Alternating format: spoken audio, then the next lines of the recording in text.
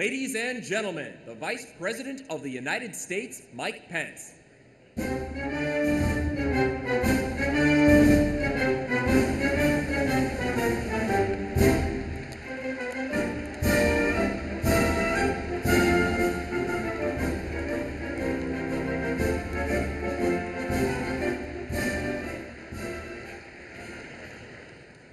At ease,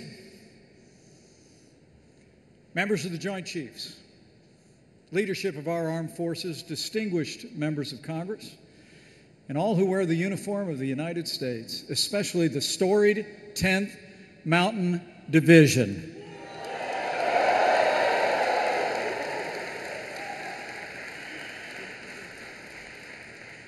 It's a great honor to be here today with all of you.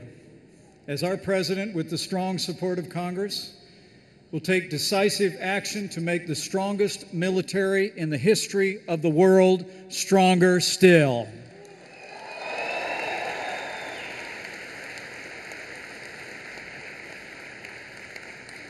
All of you have chosen to be part of something larger than yourselves. You've chosen to serve in the armed forces of the United States of America, and let me assure you, you have a champion in the 45th President of the United States of America, President Donald Trump. It's true. This president has no higher priority than the safety and security of the American people. And from the very earliest days of our administration, your Commander-in-Chief has been fulfilling his solemn oath to provide for the common defense. And President Donald Trump always puts our armed forces and your families first.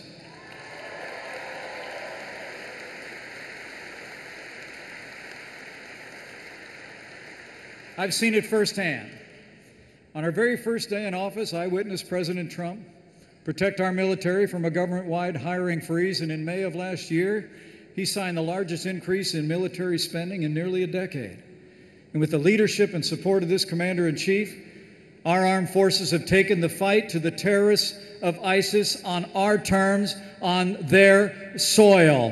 Their caliphate has crumbled, and soon we will erase ISIS from the face of the earth.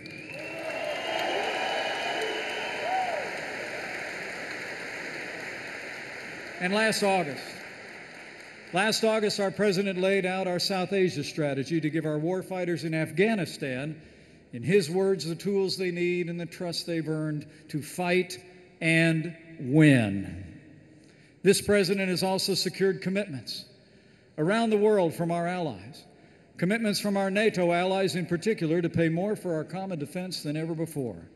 And President Trump has articulated a vision to ensure continued American dominance in land, sea, air, and space.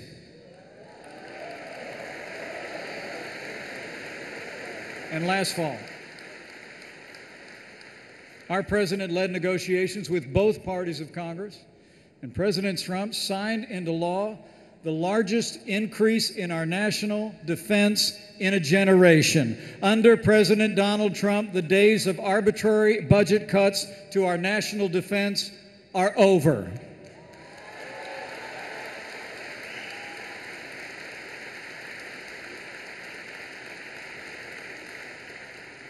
And finally, in June of this year, while our president engaged in historic negotiations with North Korea, he had our missing fallen on his heart.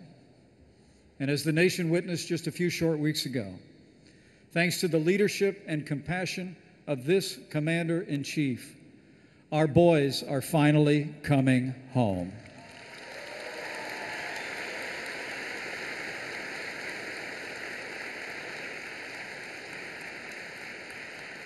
By signing this legislation today, President Trump is keeping his promise to the American people to rebuild our military, restore the arsenal of democracy, and once again give you, our soldiers, sailors, airmen, Marines, and Coast Guard the resources and training you need to accomplish your mission and come home safe. The armed forces of the United States of America are the world's greatest force for good, and you can be assured President Donald Trump and our entire administration will never stop fighting for you who fight to defend this nation, past, present, and future.